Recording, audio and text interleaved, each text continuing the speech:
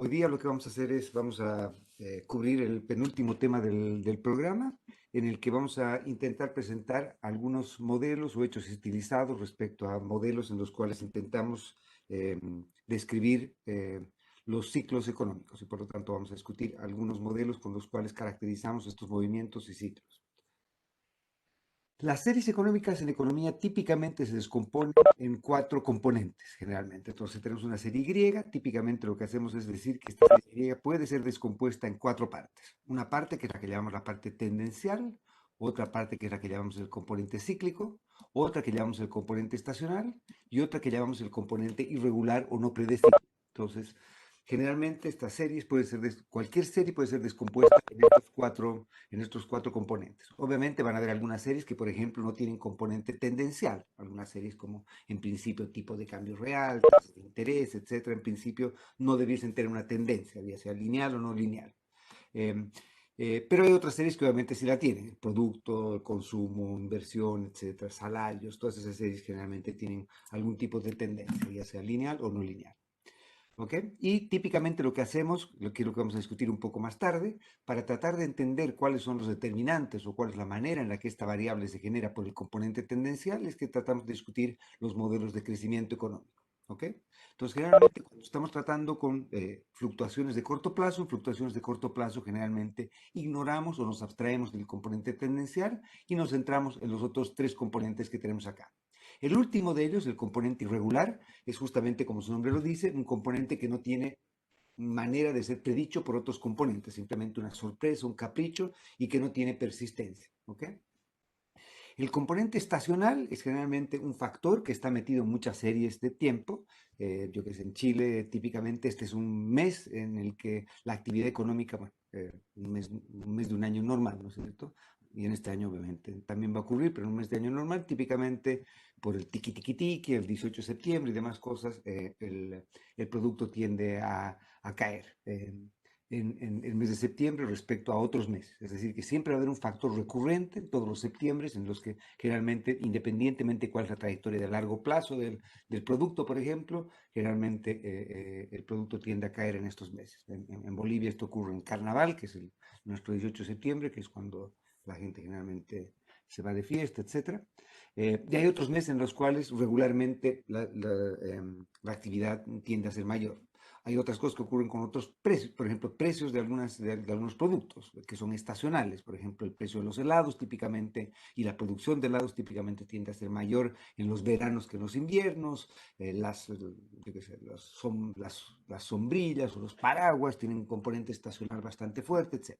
Entonces, generalmente el componente estacional es un componente que está metido en muchas series de tiempo en economía, pero obviamente no tiene una explicación económica, simplemente hay un factor que hace que justamente por las estaciones o algo parecido se produzcan movimientos regulares en la serie. Generalmente entonces lo que hacemos cuando trabajamos cuando estamos intentando entender el movimiento de una serie, lo que hacemos es desestacionalizarla, es decir, sacarle el factor estacional para centrarnos en los componentes sistemáticos que estamos interesados en evaluar. Y como les decía, los componentes sistemáticos son típicamente los dos primeros. El componente tendencial típicamente lo tratamos de cubrir o de entender viendo los modelos de crecimiento, y el componente cíclico es el que nos dice cómo la serie se comporta en torno a sus movimientos respecto a la tendencia. Entonces ocurre que durante periodos relativamente prolongados estamos a veces por encima de lo que es la tendencia a largo plazo, y a veces por periodos relativamente prolongados y sistemáticos estamos por debajo de lo que es la tendencia de largo plazo. Entonces, este patrón recurrente y sistemático en el que a veces estamos arriba y a veces estamos abajo, lo que se llama ciclos, ¿no es cierto? Entonces decimos que estamos en un boom cuando estamos por arriba, o la serie hoy día está arriba de lo que la tendencia de largo plazo dice que debería estar, y estamos en una recesión o en un bust cuando estamos, cuando el producto en este caso o cualquier otra de estas series está por debajo de la tendencia durante un periodo relativamente prolongado de tiempo. Entonces, ¿cómo fluctúa una serie en torno a su componente tendencial? Es lo que típicamente evaluamos cuando estamos trabajando con ciclo. ¿Ok? Bien, una cosa que es importante también tomar en cuenta es que cuando nosotros trabajamos con modelos, muchas veces los modelos tienen implicancias respecto a ciertas propiedades de las series de tiempo con las que trabajamos. Los modelos con los que vamos a trabajar ahora, por ejemplo, son modelos en los cuales no se van a generar tendencias, es decir, las series no van a tender a crecer. Y por lo tanto, estos van a ser modelos que van a ser simplemente modelos de ciclos. Y lo que vamos a discutir ahora es cómo, obviamente, cuando estamos trabajando con modelos que solamente tratan de escribir el ciclo, es importante que las series de tiempo con las cuales nosotros lidiamos en la economía tengan el mismo patrón, es decir, que tampoco tengan un componente tendencial. Por lo tanto, entonces, si es que, por ejemplo, queremos comparar cómo le va un modelo teórico con los datos que efectivamente observamos, los datos que observamos tienen un componente tendencial, este primer componente de acá, y tiene un componente estacional, y lo que tenemos que hacer entonces es remover el componente tendencial de algún modo y remover el componente estacional de algún modo para quedarnos con una serie en la vida real que tenga solamente el componente cíclico y tratar de escribir ese componente cíclico y comparar el componente cíclico que sale de los datos con el componente cíclico que tenemos en nuestro modelo. Entonces, nuestro modelo va a ser un modelo que va a representar más exitosamente a los datos si es que es capaz de reproducir mejor algunas características que observamos en los datos. ¿Ok? Por lo tanto, entonces definimos el ciclo como aquel patrón sistemático de desviaciones del producto respecto a su tendencia, y vamos a decir que una serie es procíclica, por ejemplo, cuando está correlacionada positivamente con esta desviación del producto. Entonces, una serie va a ser procíclica cuando sigue el ciclo del producto, cuando estamos arriba de la tendencia con el producto, también estamos arriba de la tendencia generalmente con otra serie, etcétera. Y decimos que es contracíclica una serie cuando la correlación entre el componente cíclico, entre comillas, de esa serie y la del producto es negativa. ¿Ok? Entonces, lo que vamos a tratar de hacer acá típicamente es tratar de encontrar modelos que sean capaces de explicar, entre comillas, algunas regularidades. Y estoy colocando entre comillas el explicar, porque lo que estamos diciendo acá, vamos a listar algunas regularidades que van a tratar de describir cómo se comportan las series en la vida real, y lo que vamos a tratar de hacer es tratar de ver si es que nosotros podemos conseguir modelos que sean capaces de replicar estas regularidades. Si son capaces de replicar estas regularidades, entonces vamos a tener una manera, entre comillas, de poder explicarlas. Obviamente no estamos explicando desde un punto de vista económico, pero sí el modelo nos va a entregar canales por los cuales podemos dar una explicación de las regularidades que estamos capturando o no. ¿Ok? Entonces, en unos momentos más voy a presentarles estas regularidades, pero típicamente son tres. Las tres regularidades con las que generalmente tratamos de describir los componentes cíclicos de distintas series y tratamos de ver cómo se mueven estas series. ¿Ok? La primera de ellas es cuán volátiles son las series. Y lo que hacemos típicamente entonces es tratar de, por ejemplo, evaluar el componente cíclico de una serie Z cualquiera y sacarle la desviación estándar, estimar la desviación estándar de la serie Z y comparar con la desviación estándar de la serie Y, donde la serie Y generalmente es el componente cíclico del producto. Entonces, y esto lo que trata de ver es entonces es cuánto más o cuánto menos volátil es una serie respecto al producto. ¿Ok?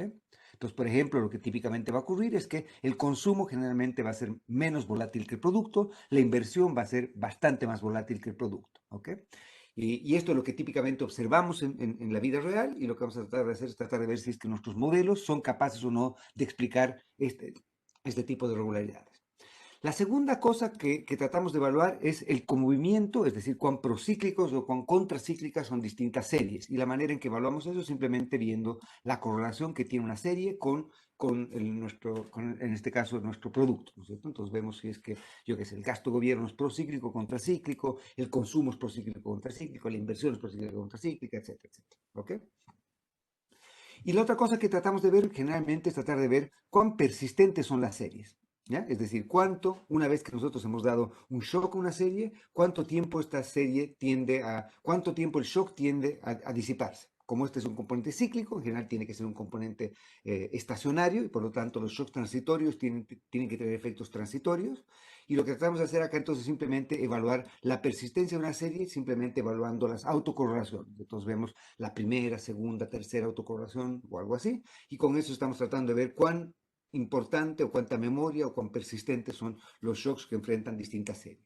Entonces, teniendo estas características, estas tres características de cada una de estas nuestras series, de nuestras series Z, lo que podemos hacer es entonces observamos estas características en los datos y luego vamos a modelos, construimos modelos y tratamos de ver si es que estos modelos nos reproducen o no nos reproducen estas características y vamos a discutir cómo hacemos eso un poquito más tarde. Entonces, lo que voy a tratar de hacer acá en este apunte va a ser, en primer lugar, presentarles algunas variantes de modelos estilizados, tratar de ver cómo esos modelos estilizados son o no capaces de dar cuenta de hechos estilizados, y después de eso lo que voy a hacer es tratar de mostrarles cómo podemos utilizar métodos cuantitativos para resolver modelos como los que estamos discutiendo ahora.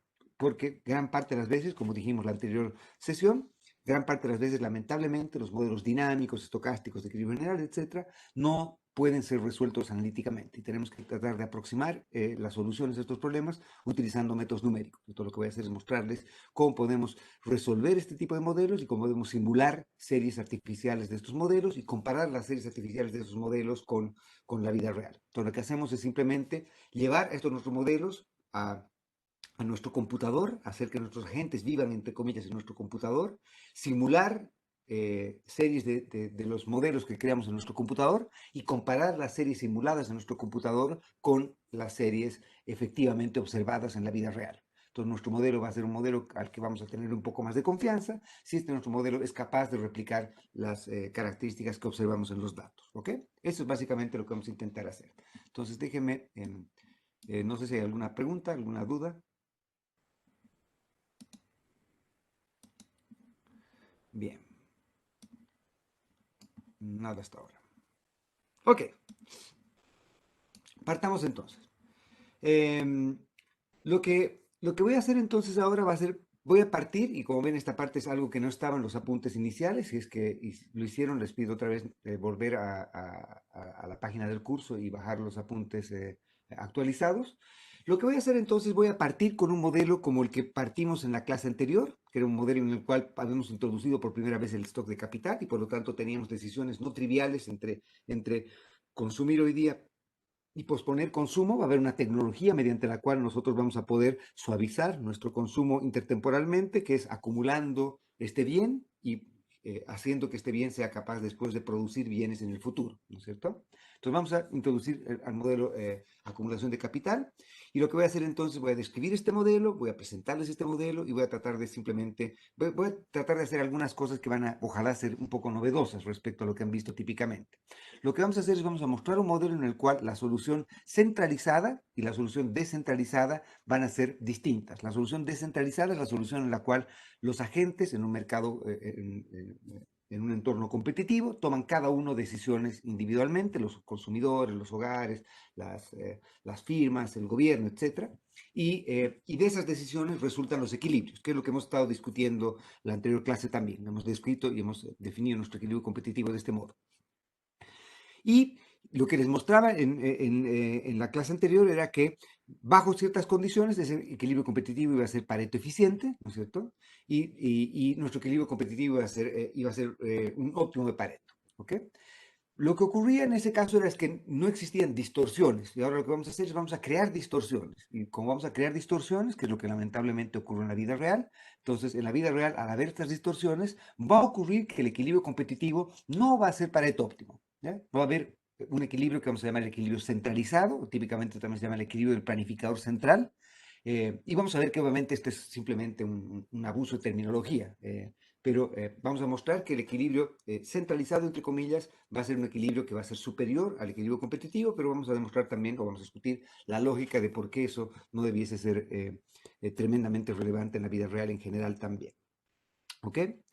Voy a discutir entonces un modelo en el cual vamos a tener tiempo discreto, un agente representativo que vive al infinito, como el hogar, vamos a tener una firma que está intentando maximizar beneficios y vamos a tener un gobierno que va a financiar sus gastos, lamentablemente esta vez utilizando impuestos distorsionadores, que es que son los que utiliza en la vida real generalmente los que utilizan los gobiernos. ¿Ok? Vamos a definir qué es eso y qué efectos tiene esto sobre la economía. ¿Ok? Bien. Entonces voy a partir presentando el equilibrio descentralizado. Y por equilibrio descentralizado, entonces, este es el equilibrio que ocurre, entre comillas, en la vida real. Es el equilibrio mediante el cual los hogares toman decisiones, las firmas toman decisiones, el gobierno toma decisiones y en equilibrio se determinan las... eh, se determinan cuáles son los consumos óptimos, etcétera, de acuerdo a las decisiones de cada gente. ¿Ok? Entonces voy a introducir incertidumbre en este modelo y la manera en que introducimos incertidumbre simplemente voy a colocar alguna fuente de incertidumbre, vamos a discutir qué fuentes de incertidumbre podemos colocar generalmente en los modelos de acá, y por lo tanto entonces vamos a maximizar, en lugar de maximizar solamente la suma descontada de utilidades, vamos a maximizar la esperanza condicional a la información que tenemos en el periodo cero, ¿sí? Entonces estamos partiendo en el periodo cero y tenemos que decidir qué es lo que vamos a hacer, pero no sabemos qué es lo que va a ocurrir o la secuencia de cosas, de eventos que van a ocurrir en el futuro. Y la expectativa la tomamos racionalmente, ¿ok? Entonces tenemos agentes que racionalmente deben tomar decisiones y toman la expectativa respecto a la información que tienen en el periodo cero. Beta entonces el factor de descuento que está entre 0 y 1 y la función de utilidad ahora estoy haciendo que dependa no solo del consumo, sino también depende del ocio, ¿ok? Y por lo tanto entonces vamos a asumir que el consumo obviamente es un bien y el ocio también es un bien, ¿no es cierto? Nosotros preferimos en principio ver televisión a trabajar. El trabajo es un mal, el ocio es un bien. Y por lo tanto obviamente tiene que compensarnos por trabajar. ¿Sí? Lo que hacemos entonces es que vamos a asumir que tenemos una unidad de tiempo disponible en cada periodo y lo que tenemos que hacer es definir cuánto de ese tiempo lo destinamos al ocio y cuánto de ese tiempo lo destinamos a trabajar. Entonces, L va a ser nuestra oferta de trabajo, cuánto estamos dispuestos a trabajar. Entonces, como H es el ocio, y como ven que L es decreciente, perdón, que H es decreciente en L, es decir, cuanto más trabajamos, menos ocio tenemos, como el ocio es un bien, el trabajo es un mal, es decir, nos va a entregar desutilidad trabajar. ¿Ok? Vamos a hacer entonces nuevamente la cuestión de escribir la restricción presupuestaria y entonces vamos a partir por la fuente de fondos y vamos a asumir entonces que los individuos pueden, como fuente de fondos, pueden haber prestado eh, activos o haber comprado deuda del sector público, por ejemplo, este va a ser el sector público, ¿ok?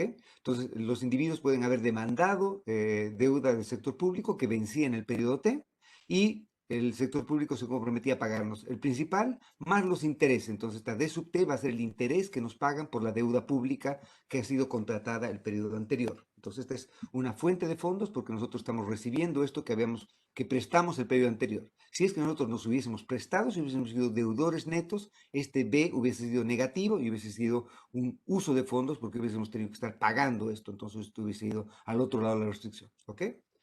Por otro lado, asumimos que, como obviamente ocurre, las firmas no son dueñas de sí mismas, sino que las personas son dueñas de las firmas, y por lo tanto, entonces, los beneficios de las firmas van a ser, vamos a asumir acá que van a ser totalmente distribuidos en cada periodo. Puede ser que, por ejemplo, la firma decida reinvertir parte de esto y por lo tanto parte de los beneficios no sean redistribuidos y por lo tanto vamos a colocar solamente la fracción de las de las utilidades que es distribuida. Acá estamos asumiendo que todo es redistribuido en cada periodo, pero esto no va a afectar mayormente los resultados de lo que discutamos. Por otro lado, entonces, por fuente de fondos, los individuos cada periodo se levantan y deciden cuánto tiempo ven televisión o cuánto tiempo hacen otras cosas y cuánto tiempo ofrecen trabajo. Entonces, LH va a ser la oferta de trabajo por parte de los hogares. ¿A quiénes ofrecen trabajo? A los que demandan trabajo, que van a ser las firmas. ¿Ok? Y cuánto reciben por las horas que trabajan, reciben un W de salario por hora trabajada. ¿Ok? Lo que vamos a asumir es que, a diferencia de lo que teníamos antes, es que ahora vamos a asumir que hay un impuesto que nos cobran y este impuesto es distorsionador. Este impuesto va a ser distorsionador porque este impuesto va a tener una base. Le damos un impuesto distorsionador a aquel efecto que tiene, aquel impuesto que tiene efecto sobre las decisiones de los agentes. Entonces, sobre las decisiones, sobre las decisiones sobre la base a la que se están poniendo las decisiones de los agentes. Entonces, en este caso, lo que va a ocurrir es que un impuesto va a afectar la manera en que nosotros vamos a decidir ofrecer nuestro trabajo. Mayor impuesto generalmente va a tender a hacer que nosotros decidamos ofrecer menos trabajo y por lo tanto va a distorsionar las decisiones laborales que tendremos. Eso quiere decir que si es que se modifica la política de impuestos, se va a modificar la manera en que nosotros vamos a ofrecer nuestro trabajo por este caso. ¿Ok? Entonces, este TAO es un impuesto y por lo tanto, como es un impuesto, debería haber sido un uso de fondos. Entonces, este TAO debería haber venido al otro lado, pero lo estoy trayendo acá, ¿sí? Como simplemente estoy tomando acá los salarios netos de impuestos, que es lo que estamos colocando como nuestra fuente de fondos, ¿ok? Por otro lado, los agentes van a ser dueños del stock de capital y lo que hacen los agentes entonces es arriendan el stock de capital a las firmas, ¿sí? Y por lo tanto, esta es la oferta del stock de capital por parte de los hogares. Este es el stock de capital que los hogares tenían en el periodo anterior y que fueron entregados a la firma en este periodo para que se produzca. Y los hogares reciben una compensación ERE, la tasa de interés o el retorno por haber arrendado el capital. Y vamos a asumir a su vez que hay un impuesto a la ganancia de capital, a la ganancia de capitales, que es este impuesto TAO. También este impuesto va a ser distorsionador y esta va a ser otra de las razones por las cuales nuestro equilibrio competitivo no va a ser Pareto óptimo, porque va a haber alguien que va a afectar nuestras decisiones marginales de acumulación de stock de capital. Y por último, vamos a asumir, simplemente para cuadrar las cosas, que a su vez hay, digamos, una transferencia de suma alzada, una transferencia que nos entregan, un bono que no tiene, y pues si este fuese negativo, sería simplemente un impuesto de suma alzada que nos cobra el gobierno también. Y este impuesto no tiene base, ¿ok? No tiene base imponible. O sea, no es que si nosotros consumimos más, consumimos menos o lo que fuera. Si es que, por ejemplo, hubiésemos colocado un IVA, como hemos conversado en algún momento, entonces el IVA es un impuesto al consumo y aquí hemos tenido que colocar uno más TAO, que sería el impuesto que nos cobran por consumir. ¿Ok? ¿De acuerdo? Todo esto entonces era la fuente de fondos. Por el uso de fondos podemos decidir en el periodo T cuánto de deuda vamos a adquirir, deuda pública vamos a adquirir en el periodo T más uno y en el periodo T más uno nos van a pagar esa deuda con un interés, ¿no es cierto? Cuánto decidimos consumir y cuánto de lo que nos quede decidimos invertir. E invertir va a ser simplemente acumular stock de capital. ¿Sí? ¿Cuánto vamos a acumular de stock de capital neto de la depreciación física que tiene el stock de capital? Entonces nosotros podríamos haber tenido un stock de capital, ese stock de capital se va depreciando, una tasa delta, y lo que hacemos entonces, cuánto más de stock de capital nosotros decidimos eh, eh, colocar para llevar al periodo siguiente. Entonces, esta inversión es simplemente cuánto va a modificarse el stock de capital neto de depreciación, y ese stock de capital en el siguiente periodo es lo que vamos a poder utilizar para producir. Si nosotros decidimos que el stock de capital en el periodo T más 1 es cero, lo que estamos diciendo implícitamente es que no vamos a tener stock de capital el próximo periodo para producir. Y si no tenemos nada con que producir, no van a haber bienes con los cuales se van a poder consumir. Entonces lo que hacemos acá es que nos damos cuenta que esta es la vía mediante la cual nosotros podemos suavizar nuestra trayectoria de consumo junto con esta parte de acá. La deuda o los activos en el mercado financiero también son una manera de suavizar nuestra trayectoria de consumo. ¿Ok? Bien, entonces lo que hace la gente entonces en el periodo T, en todo momento, es decir, cuánto consume, cuánto de ocio demanda, o lo que es lo mismo, cuánto de trabajo ofrece, ¿no es cierto? ¿Sí? Cuánto de esto de deuda para el próximo periodo acumula, cuánto consume y cuánto invierte, o lo que es lo mismo, cuánto de stock de capital lleva para el próximo periodo. ¿Sí? ¿Ok? Esas son las decisiones que toma el individuo en el periodo T. Las firmas, vamos a asumir que, y después vamos a cambiar, vamos a levantar este supuesto, pero vamos a asumir que siguen, que su problema de optimización es un problema bastante simple porque es un problema estático. No tiene consecuencias intertemporales que tomar en cuenta acá. Vamos a discutir después, por ejemplo, cuando metamos modelos con costos de ajuste, donde sí van a haber implicancias intertemporales de sus decisiones. Pero las firmas en todos los periodos lo que hacen es decidir cuánto de stock de capital demandan para producir, cuánto de trabajo demandan, y este Z va a ser un shock productivo. Vamos a asumir que, como hemos dicho antes, este es simplemente un shock que no es controlado por nadie, que sigue un proceso exógeno, y este shock simplemente, que vamos a llamar muchas cosas, después vamos a discutir eso como productividad total de factores y más cosas, va a ser parte fundamental de nuestra historia de cómo se mueven las series en el ciclo. Este va a ser parte fundamental de la definición de lo que va a ser ciclo. ¿Ok? Este shock productivo, shock tecnológico. Y por eso muchas veces, dado la importancia que se da al rol de este factor, es que muchas veces a este tipo de modelos también se los llaman modelos RBC, no me gusta ese nombre, pero puede ser que su modelo RBC viene por Real Business Cycles, que son ciclos económicos reales, ¿no es cierto? O ciclos de negocios reales. ¿Por qué? Porque los ciclos se producen por fluctuaciones en estas variables reales y no por fluctuaciones nominales o fluctuaciones de demanda, sino que se producen por factores reales. ¿Ok? Entonces, en cada periodo ocurre esto, ¿no es cierto? En cada periodo nosotros tenemos tanto de capital o maquinaria, si lo quieren ver así, tanto de trabajo que nosotros demandamos, y eso junto con la sorpresa o el capricho o la realización de este shock productivo nos va a determinar cuánto se produce. Entonces, la firma produce el bien de acuerdo a esta tecnología y luego de producir este bien lo vende. ¿A quién lo vende? Lo vende obviamente a los hogares y también lo vende, entre comillas, al gobierno. ¿Sí? El gobierno y los hogares demandan este bien. Y este bien se puede consumir y este bien también se puede acumular en términos de capital. ¿Ok? Y obviamente se puede gastar, que sería lo que hace el gobierno con este bien. Bien, entonces estamos asumiendo que hay un solo bien acá.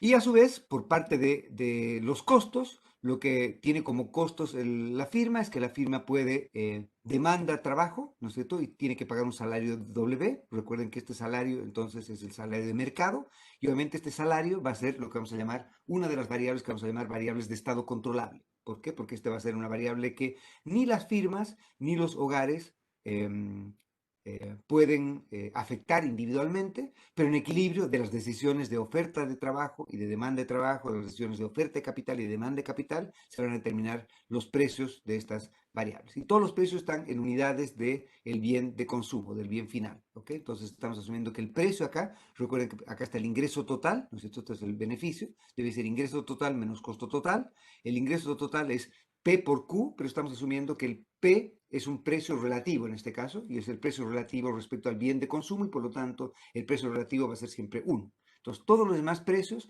están respecto al bien de consumo o al bien final, o este bien que estamos produciendo. Entonces, este W, por ejemplo, sería el salario respecto al bien de producción, el bien de consumo. Este es el retorno al capital respecto al bien de consumo, y así sucesivamente. ¿Ok? Bien. Y otra cosa que vamos a subir entonces es que la función de producción es obviamente creciente, que aumenta el estado de capital, aumenta la producción, aumenta el trabajo, aumenta la producción, pero vamos a asumir que aumenta a tasas decrecientes también, por lo tanto las segundas derivadas van a ser negativas. ¿Ok?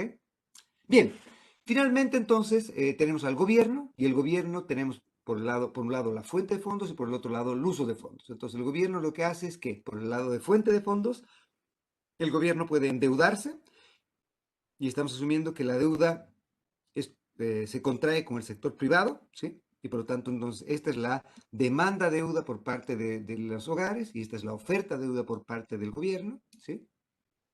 ¿Ok? Por otro lado, el gobierno recauda impuestos distorsionadores al trabajo, entonces esto es lo que recibe de ingreso, que este es un costo obviamente para los hogares y este es un ingreso para parte del gobierno, recauda impuestos a la ganancia de capitales y a su vez tiene que utilizar eso para, en este caso, por ejemplo, entregar estas transferencias de suma alzada. Acá también podemos haber sumado un G, que podría ser, por ejemplo, un gasto exógeno que el gobierno también podría estar interesado en financiar. ¿Ok? Y a su vez tiene que pagar interés y principal de la deuda que contrajo el periodo anterior y que vencía en este periodo. ¿Ok?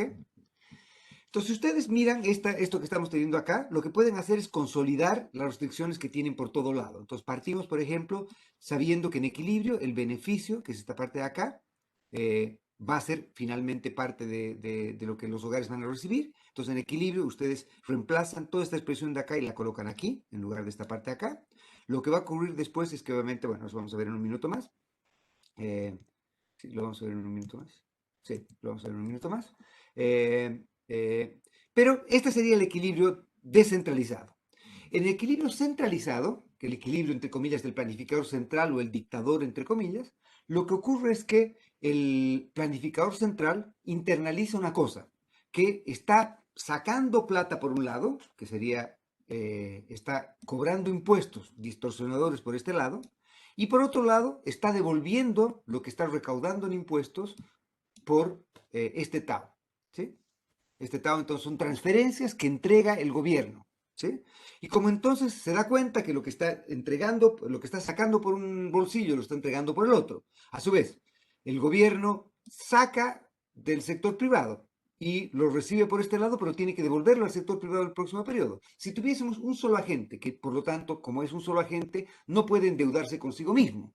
Si tuviésemos un solo agente, no sería óptimo, entre comillas, que saque un impuesto por un lado y lo entregue a sí mismo por el otro. Entonces, si él pudiese hacer esto simplemente por su lado, es decir, sin tener que tomar en cuenta si él produjese todo, si él tomase las decisiones de consumo y no tuviese que sacar de un lado para financiar el otro, entonces lo que haría es resolver el problema de optimización que tenemos, entonces va a ser un planificador central benevolente, entre comillas, porque va a tratar de maximizar la misma función de utilidad que maximiza el individuo, va a ser la que va a maximizar este planificador central, y la restricción que va a tener que resolver es una restricción agregada en la que si ustedes consolidan todas estas cosas y ven el equilibrio en el mercado de producto, el equilibrio que van a encontrar va a ser simplemente que el total que se produce va a tener que ser mayor o igual que lo que se consume, más lo que se invierte. Acá debería venir también más el gasto gobierno, si es que hubiese un gasto gobierno acá. Estamos asumiendo que no hay gasto gobierno, para hacerla más simple acá, pero si es que hubiese gasto gobierno, entonces tendríamos que colocar más G por acá y acá aparecería un más G también. ¿Ok? ¿De acuerdo?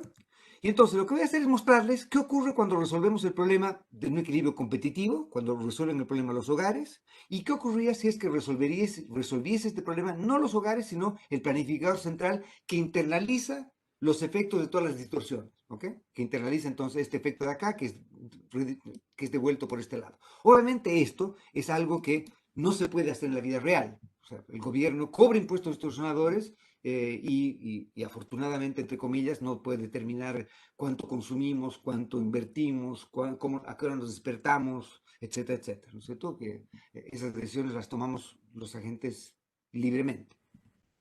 Pero asumamos que el planificador central conociese perfectamente la personalidad de los agentes, conociese perfectamente la tecnología que tenemos, conociese perfectamente todas las restricciones que tenemos, nuestros gustos, todas las restricciones, y además internalizase todos los efectos de las distorsiones que involucra el tener un gobierno que nos cobre impuestos distorsionadores. Esta sería la manera en que decidiría cuánto consumir y cuánto invertir. Entonces, lo que voy a mostrar ahora es que cuando tenemos impuestos distorsionadores, el planificador central va a llegar a una solución distinta a la que llegamos a un equilibrio competitivo. ¿Ok?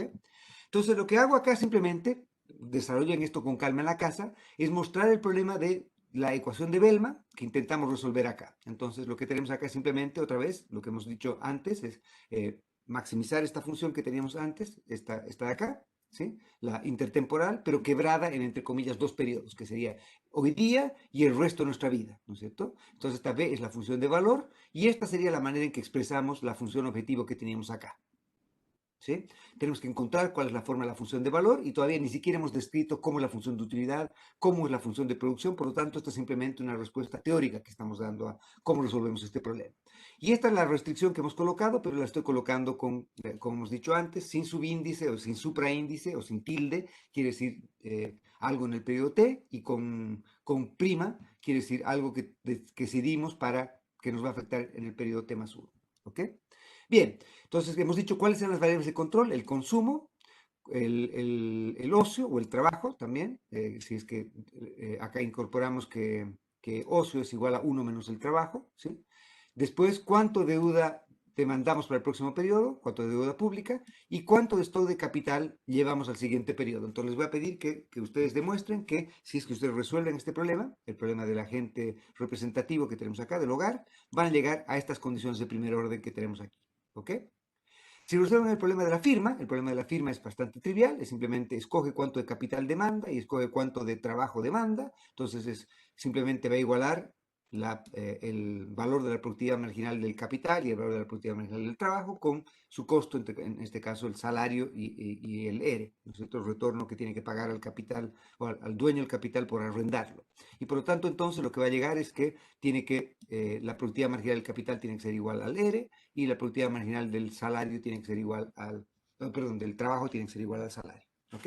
Entonces, este sería el equilibrio en el mercado competitivo. ¿Qué ocurría si es que nosotros incorporamos yo qué sé, una economía en la que no hay competencia perfecta? Por ejemplo, en el mercado de bienes, simplemente, por ejemplo, incorporamos un monopolio. Bueno, el monopolista va a tener una condición de primer orden distinta, pero va a llegar a lo mismo, en el sentido de que va a llegar a una condición en la que va a tener que pagar algo respecto al valor de la productividad marginal.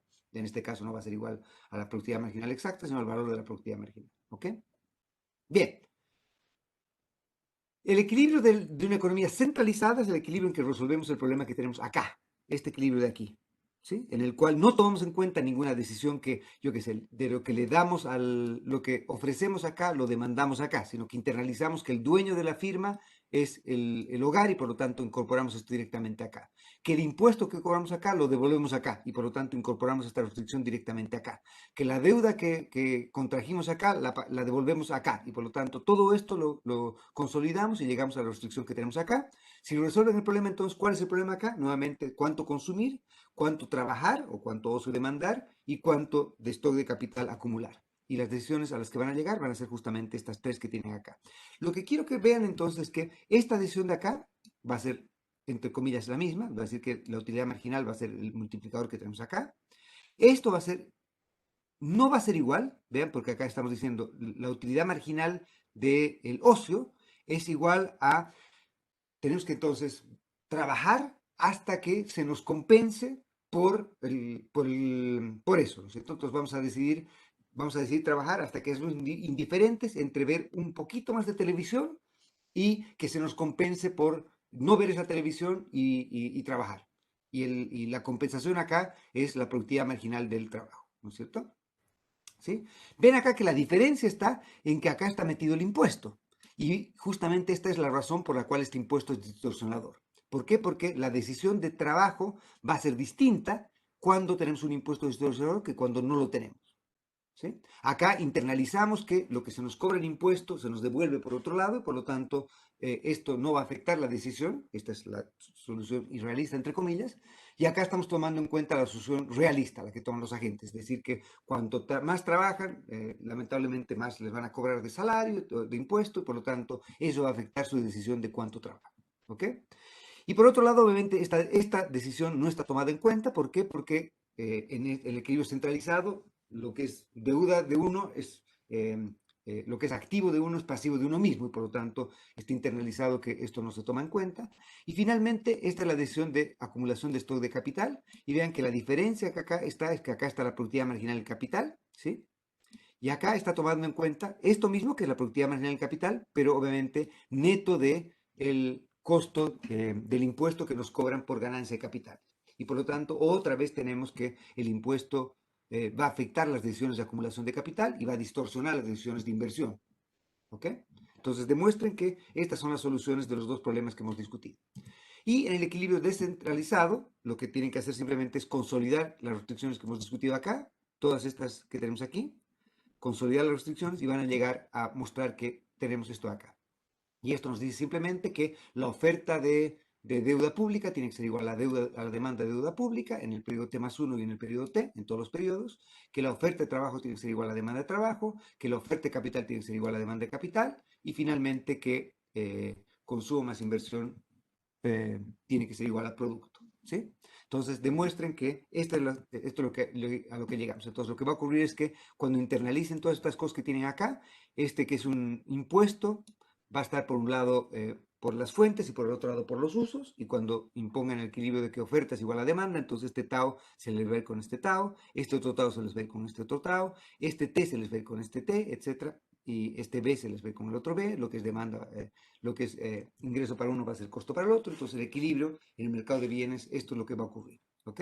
Y obviamente si escribiese gasto gobierno, acá aparecería un menos G también que nos iría. Entonces demuestren que esto es lo que llegan aquí. ¿Ok? Definimos el equilibrio competitivo, no voy a aburrirlos con esto. Los precios que se definen acá son básicamente cuál es el retorno que se tiene que dar al stock de capital acumulado, cuánto es el retorno que tiene que darse por acumular deuda pública y cuál es el salario que se tiene que pagar para que las personas decidan ofrecer trabajo, ¿cierto? Entonces, estos son los estados controlables. Y estas son las variables de decisión que tomamos, ¿no es cierto? Cuánto consumimos, cuánto de deuda demandamos para el próximo periodo, cuánto de capital demandamos para el próximo periodo, que debería estar con T más 1 y T más 1 acá, y cuánto de trabajo ofrecemos, ¿sí?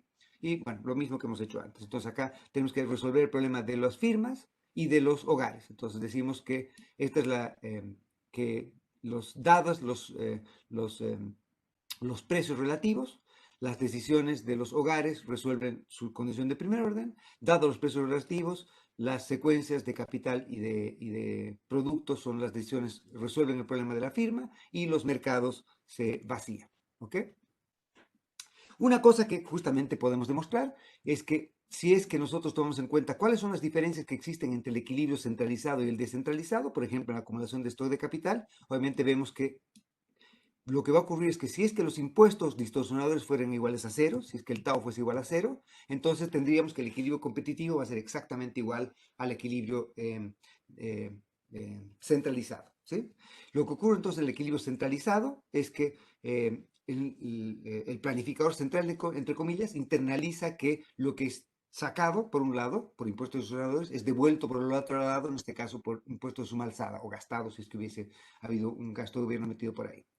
Varias cosas se pueden demostrar con esto. Una cosa que se puede demostrar, aún desde un punto de vista tan simple y tan teórico, es que si es que nosotros resolviésemos cuál es lo que llamamos el estado estacionario, y el estado estacionario es el punto en el cual llegamos al equilibrio en el cual el stock de capital se mantiene constante, el consumo se mantiene constante, el producto se mantiene constante en el tiempo, es decir, que todas las decisiones, perdón, el KT más 1 es igual al KT, etc.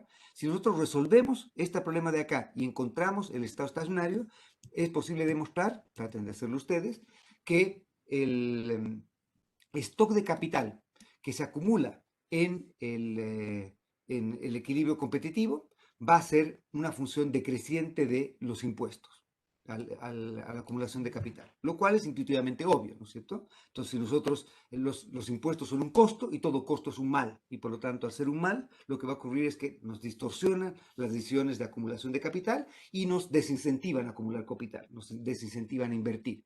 Y por lo tanto, lo que debiese ocurrir es que a medida que haya más impuestos y los impuestos sean más distorsionadores, sean mayores, lo que va a ocurrir es que va a haber menos acumulación de stock de capital y por lo tanto menos inversión de largo plazo, menos producto en el largo plazo, menos consumo en el largo y corto plazo y obviamente los agentes van a estar peor, ¿no es cierto? El bienestar se va a ver deteriorado cuando los impuestos, a medida que los impuestos aumenten.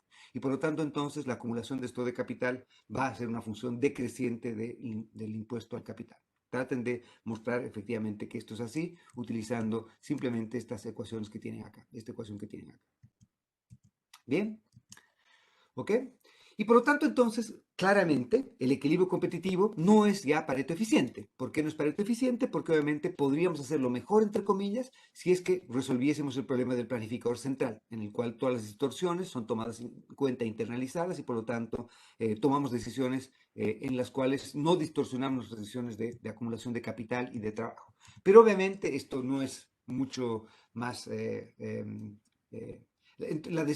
equilibrio centralizado es mucho más fácil de resolver y de representar. ¿Por qué? Porque obviamente necesitamos resolver un solo problema de optimización, el problema de optimización de un solo agente, el planificador central, en el que ya las decisiones, las distorsiones han sido eliminadas, ¿no es cierto? Es mucho más fácil de resolver un problema que resolver el problema de los hogares, resolver el problema de las firmas, ver que en equilibrio cómo interactúan las firmas con los hogares, cómo interactúan firmas y hogares con el gobierno, etc.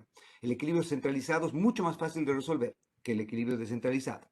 Obviamente, que sea más fácil de resolver no quiere decir que sea lo que ocurre en la vida real. En la vida real hay impuestos distorsionados y por lo tanto los agentes descentralizados van a tomar decisiones distintas a las que se tomaría si internalizasen las distorsiones que generan los impuestos, por ejemplo.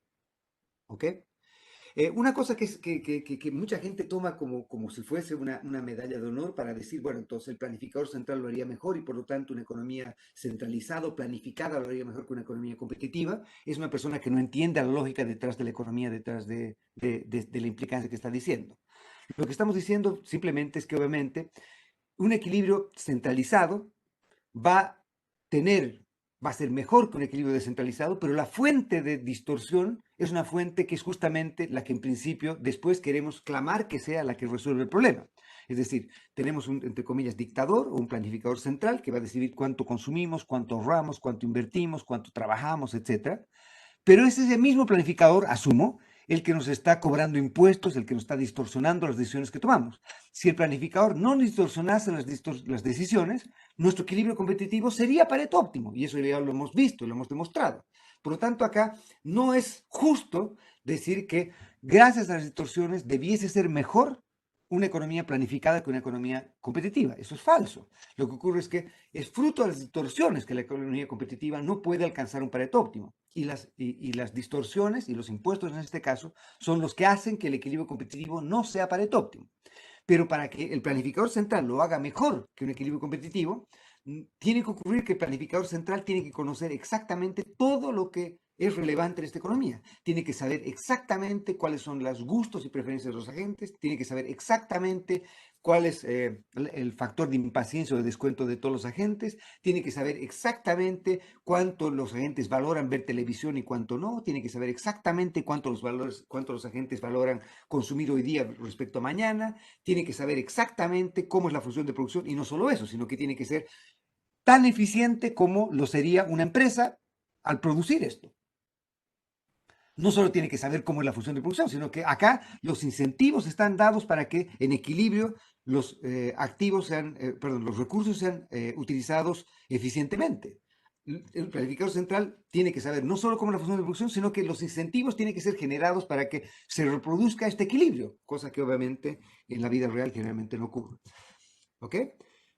Pero una cosa que quería que quede clara entonces es que el equilibrio competitivo obviamente no va a ser Pareto eficiente en este caso, pero la razón por la que no es eficiente en este ejemplo es por las distorsiones que son generadas por los impuestos. ¿Ok? Obviamente en la vida real solo nos podemos quejar frente a la FIFA, no tiene mucho sentido quejarse respecto a lo que es, ¿no es cierto? Lo que hacemos simplemente es describir cómo los agentes se comportan en un entorno en el que enfrentan impuestos que distorsionan sus decisiones intratemporales e intertemporales. Afectan las decisiones intratemporales de cuánto trabajar y cuánto demandar de ocio, y afectan las decisiones intertemporales de cuánto consumir y cuánto invertir, ¿no es cierto? Que son las decisiones que estamos evaluando acá. Bien.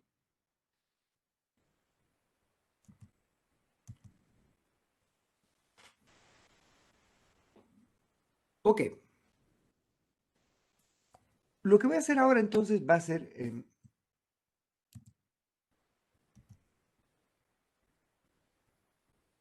lo que voy a hacer ahora entonces va a ser describir, una vez que les he presentado cómo podemos tratar de resolver este tipo de modelos o qué diferencias hay entre el equilibrio competitivo y el del planificador central, que claramente lo que hacemos es resolver los equilibrios competitivos en la vida real o equilibrios descentralizados en la vida real. Em, y lo que voy a hacer ahora es presentarles un pupurrí de variantes de modelos que podemos utilizar para intentar resolver o tratar de caracterizar patrones cíclicos de los datos.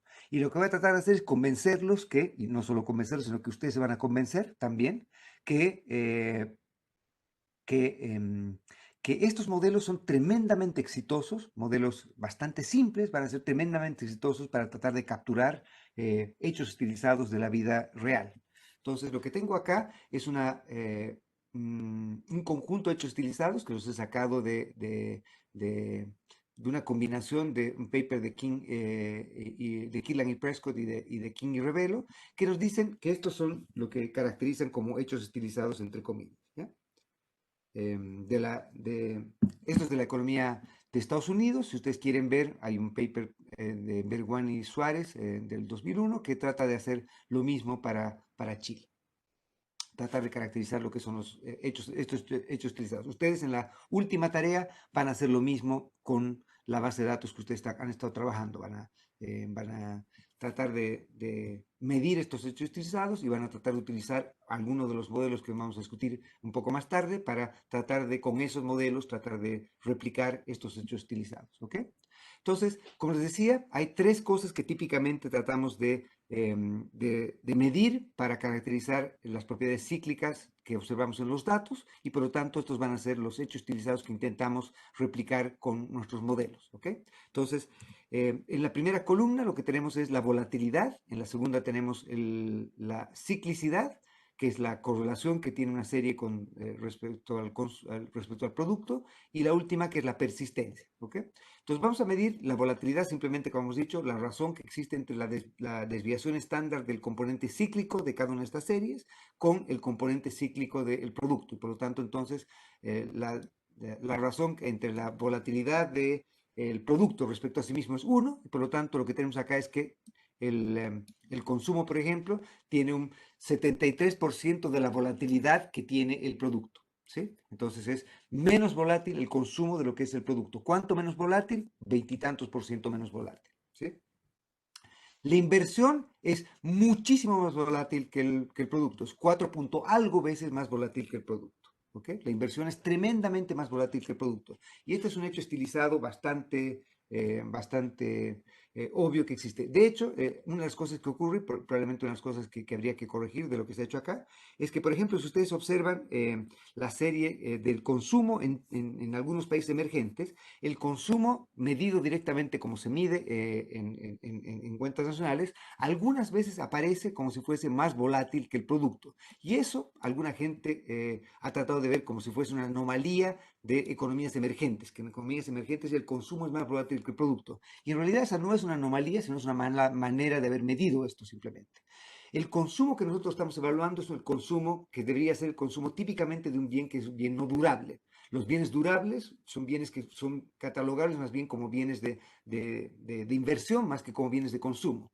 Por lo tanto, si tuviésemos una manera de desagregar eso, en Chile, por ejemplo, hay series de consumo de bienes durables y consumo no durable. El consumo no durable es obviamente bastante menos volátil que el producto y el consumo durable es bastante más volátil que el producto.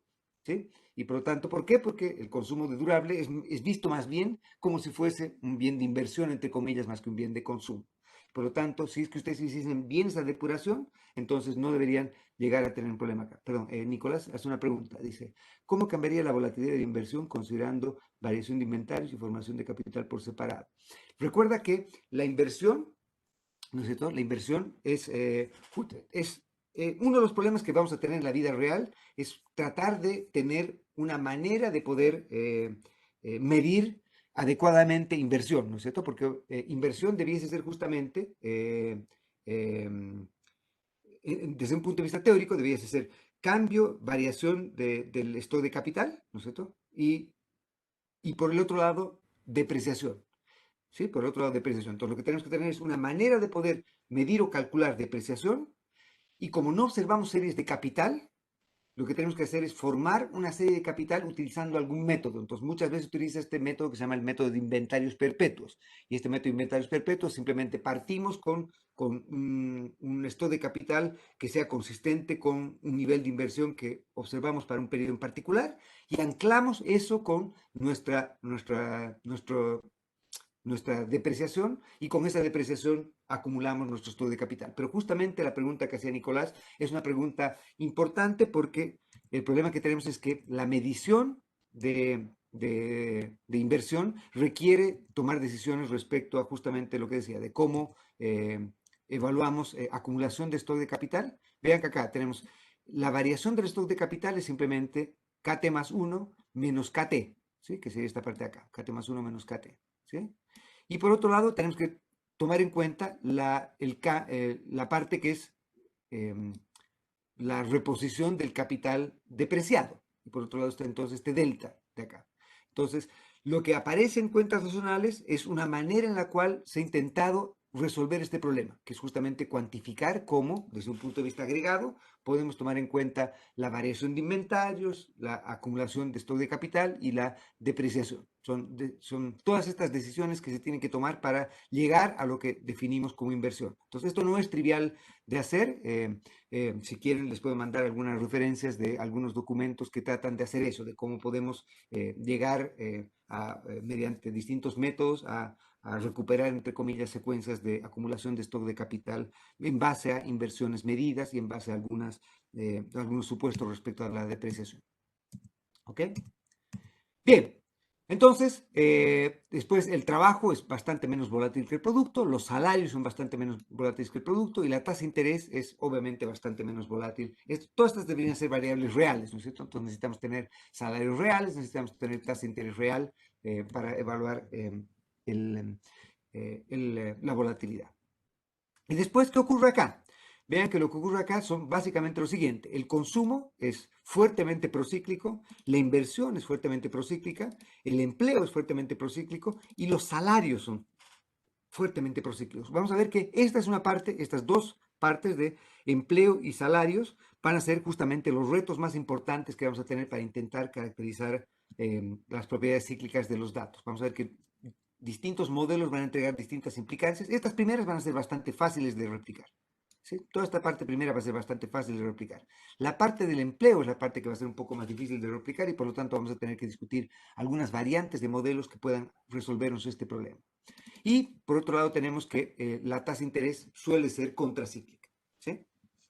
Esto no tiene que ver absolutamente nada con política monetaria. Este es un modelo en el que ni siquiera hemos metido dinero, ¿no es cierto? Estamos viendo que cuando la tasa de interés es más alta hoy día, típicamente estamos en el lado de la recesión, entre comillas, y cuando la tasa de interés es baja, estamos en el lado del boom. Esto no está diciendo que la tasa de interés o el Banco Central está creando el boom, porque vamos a ver en esos modelos ni siquiera va a haber Banco Central, ni siquiera va a haber política monetaria. Y vamos a mostrar que vamos a ser capaces, simplemente utilizando modelos reales, de caracterizar casi completamente todas estas cosas que estamos discutiendo acá. Y esa es una de las gracias que tienen estos modelos, que con modelos que son tremendamente simples, que son tremendamente estilizados, que son tremendamente poco realistas en términos de supuestos, van a ser bastante poderosos en términos de que son capaces de dar cuenta de buena parte de los hechos estilizados que estamos tratando de escribir.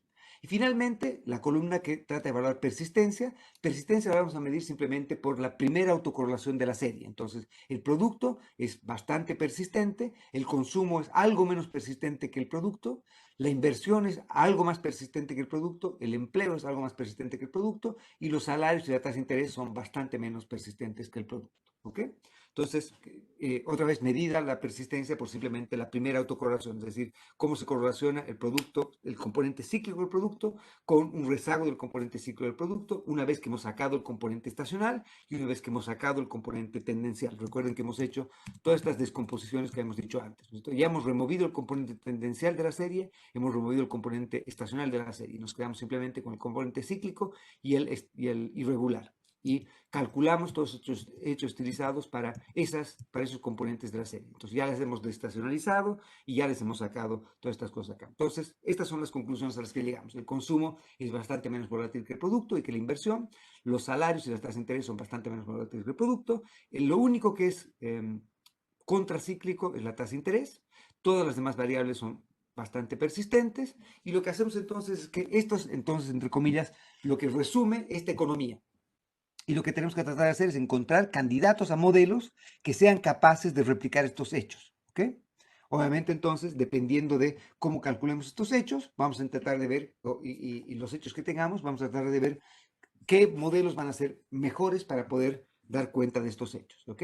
Entonces, ¿cómo podemos comparar un modelo con la realidad? Bueno, lo que hacemos simplemente postulamos un modelo, resolvemos el modelo, es decir, encontramos las políticas óptimas de cuánto deberían los agentes consumir, cuánto deberían ahorrar, cuánto deberían trabajar, etcétera, y por lo tanto, cuál debería ser los salarios de equilibrio, la tasa de interés de equilibrio, resolvemos el equilibrio competitivo. Luego lo que hacemos es simulamos series artificiales de esta economía, es decir, por ejemplo, vamos a generar shocks productivos como estos zetas que tenemos acá, ¿sí? Estos shocks productivos, vamos a generar series artificiales de los shocks, con esos series artificiales de los shocks vamos a generar secuencias artificiales de consumo, de inversión, de producto, de empleo, de todo, y lo que vamos a hacer es entonces vamos a simular series de este modelo y vamos a calcular estos mismos hechos, pero para nuestro modelo. Entonces, lo que hemos hecho en la vida real, que son estos hechos, vamos a calcular estos mismos hechos, pero para series artificiales generadas por nuestro modelo en el computador y vamos a comparar cómo le va a nuestro modelo con los datos y si es que nuestro modelo lo hace razonable, entonces vamos a quedarnos con ese modelo como una caracterización razonable de la realidad, entre comillas. ¿Ok?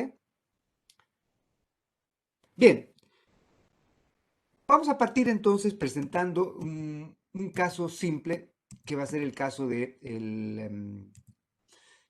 vamos a partir con una economía en la cual vamos a asumir que la función de utilidad va a ser una función que va a ser separable intratemporalmente entre consumo y ocio, y vamos a asumir que los agentes entonces tienen la misma función de utilidad que hemos hecho antes respecto al consumo, pero ahora tenemos ocio, y entonces el ocio va a ser un bien y por lo tanto el trabajo va a ser un mal, y vamos a asumir que los agentes entonces tratan de maximizar esta expresión de acá. Este B entonces sería como un shock a las preferencias o al gusto de las personas, a los gustos de las personas. Entonces, por ejemplo, si es que nosotros hacemos que este B sea un shock un componente estocástico. Entonces, por ejemplo, este B, si tenemos un shock positivo, quiere decir que nos hemos despertado con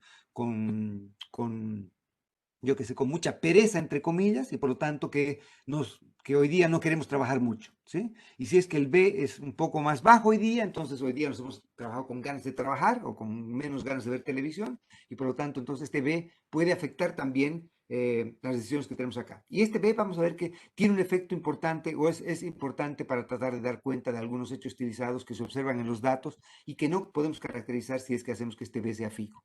Parte importante de los retos que vamos a mostrar son retos en cómo caracterizamos bien el mercado de trabajo. ¿Ok? Bien, lo que voy a hacer entonces en este modelo va a ser un modelo en el cual voy a asumir que estamos en el mundo bello y afortunado en el que no hay distorsiones y por lo tanto que las decisiones, que no hay impuestos en esta vida. Entonces vamos a asumir que ni siquiera hay gobierno, va a ser un mundo maravilloso, ideal, en el que no hay impuestos, no hay gobierno, no hay gastos, no hay nada, por lo tanto no hay ninguna distorsión relevante y por lo tanto el equilibrio competitivo va a ser igual al Pareto óptimo. Y vamos a poder resolver este modelo del modo que voy a describir en un momento más.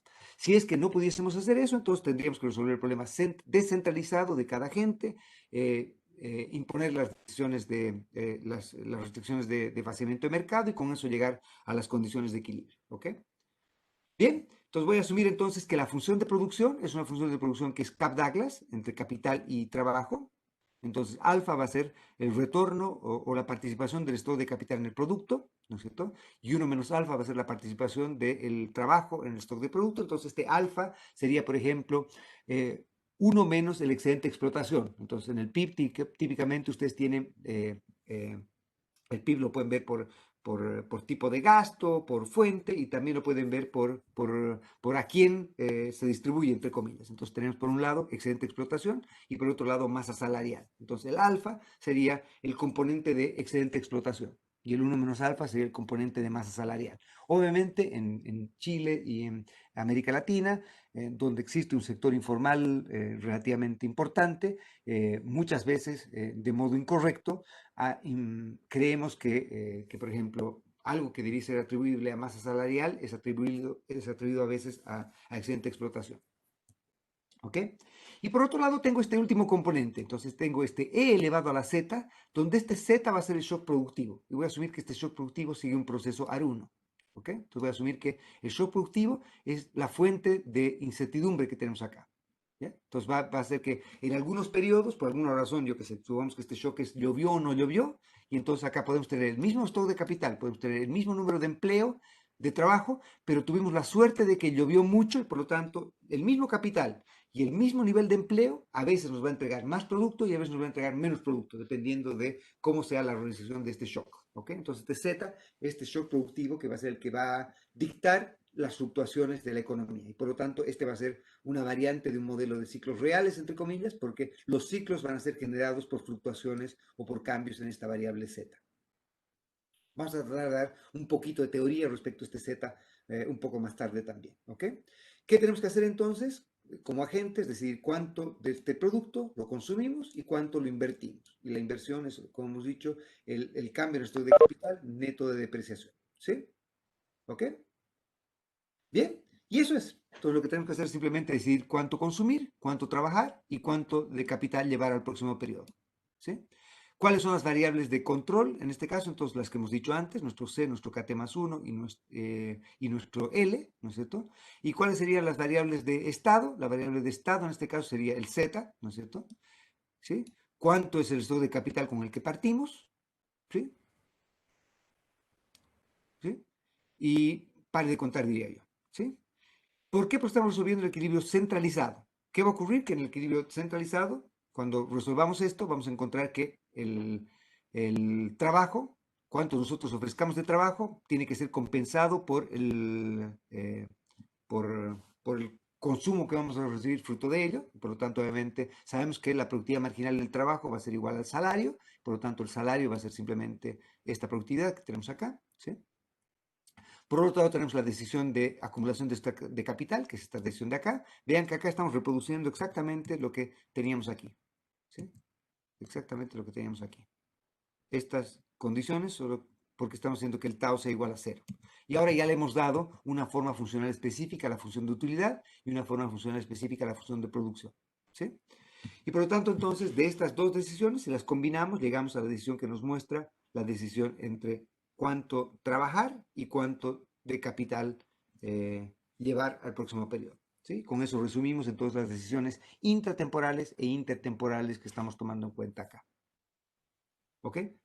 Javier nos pregunta si los ciclos se forman por Z. Sí, en este modelo se forman por Z. Z es la fuente de ciclo y Z es la fuente de incertidumbre también. Si es que no hubiesen Zetas o si los shocks fuesen conocidos, no habría incertidumbre. La única fuente de incertidumbre es que no conocemos el capricho de mañana y por lo tanto no sabemos cuál va a ser el Z de mañana. ¿Sí? La decisión que estamos tomando de cuánto de capital estamos acumulando es porque sabemos cuánto es el Z de hoy día. Por ejemplo, sabemos si llovió mucho hoy día, pero no sabemos cuál va a ser el nivel de lluvia de mañana. No sabemos cuál es el Z de mañana. Y esta es la fuente de incertidumbre en este modelo. Podríamos tener otras fuentes de incertidumbre también, que van a generar también componentes cíclicos por otro lado. Por ejemplo, podríamos tener, como les decía, que esto B también sea estocástico, que sabemos cuánto valoramos el ocio hoy día, pero no sabemos cuánto valoramos el ocio mañana. Entonces podríamos tener, esto también podría ser una fuente de incertidumbre que podríamos tomar en cuenta acá. Y vamos a tener otras fuentes también, que vamos a poder listar un poquito más tarde. Estamos partiendo con el modelo más simple que podemos pensar, un modelo sin distorsiones, el modelo de un sector, un modelo en el que solo hay decisiones de consumo, ocio y de acumulación de esto de capital. ¿Ya? Y lo que vamos a hacer es hacer un poquito más complejo el modelo un poco más tarde para mostrar qué ganamos cuando hacemos más complejo el modelo. Y a veces ganamos algo, a veces no ganamos mucho al hacer más complejo nuestro modelo. ¿Ok? Bien. Voy a tratar entonces ahora de mostrarles simplemente cómo acabamos con el modelo más simple. Y el modelo más simple entonces sería el caso en el que voy a asumir que, por ejemplo, el delta, la depreciación es completa, o sea que el delta es igual a 1.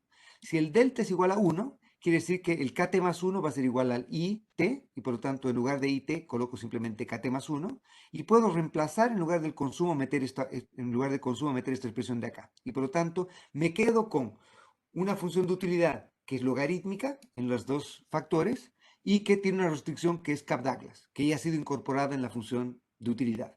Y por lo tanto, entonces, sabemos que si la función de utilidad es logarítmica y la restricción es Kappa-Douglas, sabemos que la decisión de política es lineal en logaritmos, lo mismo que hemos hecho antes. Y por lo tanto, este va a ser un caso particular, el único caso en el cual nuestro guess and verify se va a cumplir. Y nuestro guess va a ser que simplemente vamos a consumir una fracción constante del producto. Esa fracción es 1 menos S. Y por lo tanto vamos a invertir o vamos a acumular capital en una fracción S del producto. Porque recuerden que si no consumimos, invertimos, ¿no es cierto? Consumo más inversión es producto. ¿Ok?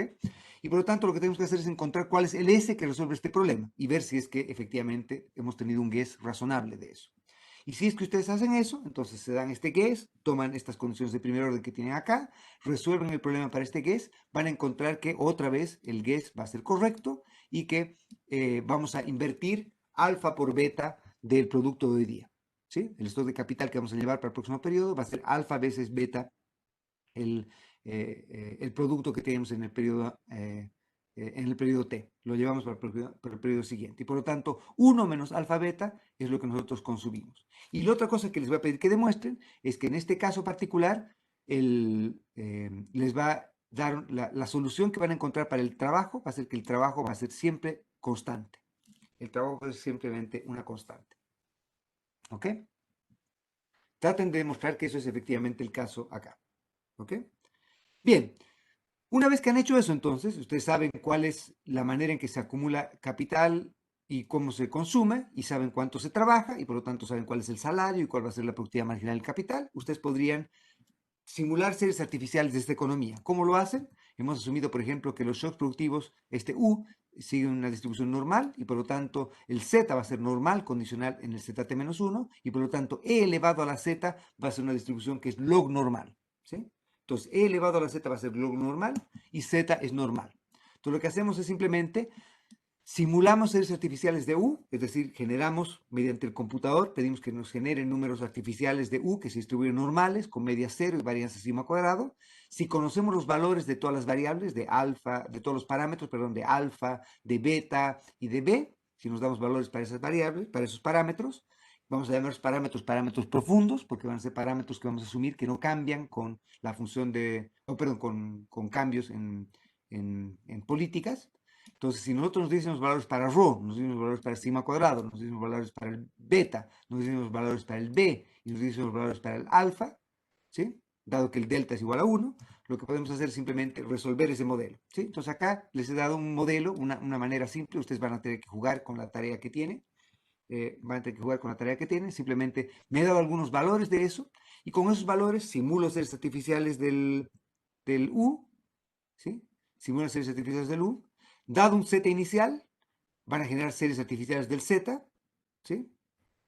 Entonces, cada periodo generan un U, dado el Z del periodo anterior, tienen un Z de hoy día. Con el Z de hoy día, para mañana, generan un nuevo U, con eso tienen un Z de pasado mañana, etcétera, etcétera, etcétera, etcétera. Con eso generan una secuencia de Zetas. Con esa secuencia de Zetas, dado que conocen cuál es el trabajo óptimo en todos los periodos, que es fijo, y cómo se acumula el stock de capital. Dado un stock de capital inicial, ustedes pueden resolver cuál es el consumo inicial, cuál es el stock de capital del próximo periodo, y así van a encontrar cuál es el consumo, la inversión, etcétera, en cada periodo. Acá lo que tienen entonces en este primer lado, en estas primeras tres columnas, son lo que hemos dicho que son los datos, entre comillas, los hechos utilizados de la realidad, y lo que tienen acá es cómo le va al modelo. Y al modelo le va, déjeme ponerlo de un modo delicado, un desastre le va al modelo, ¿no? Le va al modelo un desastre, ¿por qué? Porque el modelo lo que nos dice es que, dado que tenemos una solución analítica para el consumo y para la inversión, lo que va a ocurrir es que el consumo va a estar perfectamente correlacionado con el producto, la inversión va a estar perfectamente correlacionada con el producto. El empleo no va a ser volátil, el empleo va a ser constante toda la vida, ¿sí?